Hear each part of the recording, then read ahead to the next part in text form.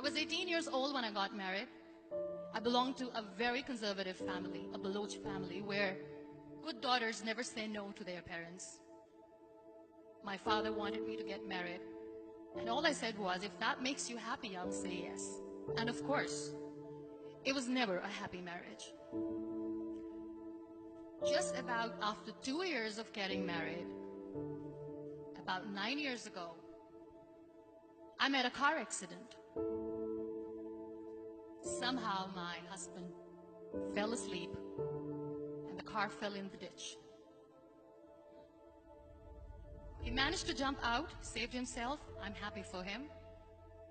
But I stayed inside the car and I sustained a lot of injuries. The list is a bit long. Radius ulna of my right arm were fractured. The wrist was fractured. Shoulder bone and collarbone were fractured. My whole rib cage got fractured. But that injury that changed me and my life completely was the spine injury. Many people came to rescue. They gave me CPR. They dragged me out of the car. And while they were dragging me out, I got the complete transection of my spinal cord. Those 2.5 months in the hospital were dreadful. I was at the verge of despair. One day, doctor came to me and he said, well, I heard that you wanted to be an artist, but you ended up being a housewife. I have a bad news for you. You won't be able to paint again. Next day, doctor came to me and said, your spine injury is so bad, you won't be able to walk again. I took a deep breath and I said, it's all right. Next day, doctor came to me and said, because of your spine injury and the fixation that you have in your back, you won't be able to give birth to a child again. That day, I was devastated. I started to question my existence. Why am I even alive? So what kept me going was, one day I asked my brothers, I know I have a deformed hand, but I'm tired of looking at these white walls in the hospital and wearing these white scrubs. Bring me some colors, bring me some small canvas. I want to paint. So the very first painting I made was on my deathbed, where I painted for the very first time. What an amazing therapy it was. Without uttering a single word, I could paint my heart out. I could share my story.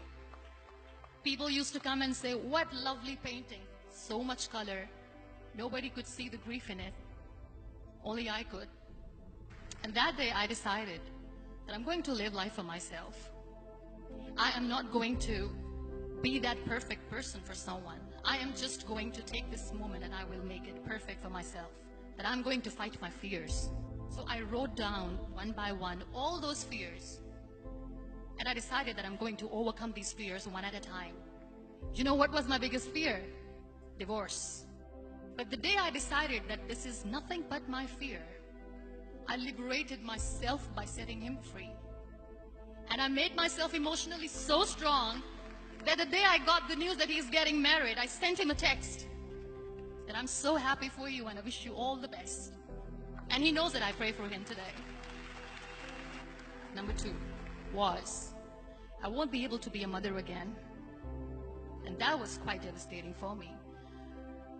But then I realized there are so many children in the world, all they want is acceptance. So there is no point of crying, just go and adopt one. And that's what I did.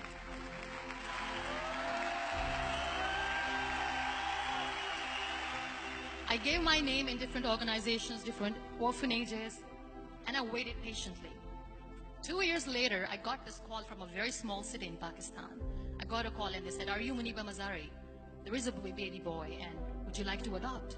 I could literally feel the labor pain. I said, yes, yes, I am going to adopt him. I am coming to take him home. And that day, I was 2 days old, and today he's 6. You know, when you end up being on the wheelchair, what's the most painful thing? People think that they will not be accepted by the people because we, in the world of perfect people, are imperfects. So I decided to appear more in public. I started to paint. I have done a lot of modeling campaigns. I decided that I'm going to join the national TV of Pakistan as an anchor person. I became the National Goodwill Ambassador for UN Women Pakistan, and now I speak for the rights of women, children. I was featured in BBC 100 Women for 2015. I'm one of Forbes 30 under 30 for 2016. So when you accept yourself the way you are, the world recognizes you. It all starts from within. We have this amazing fantasy about life. This is how things should work. This is my plan. It should go as per my plan. If that doesn't happen, we give up. I never wanted to be on the wheelchair.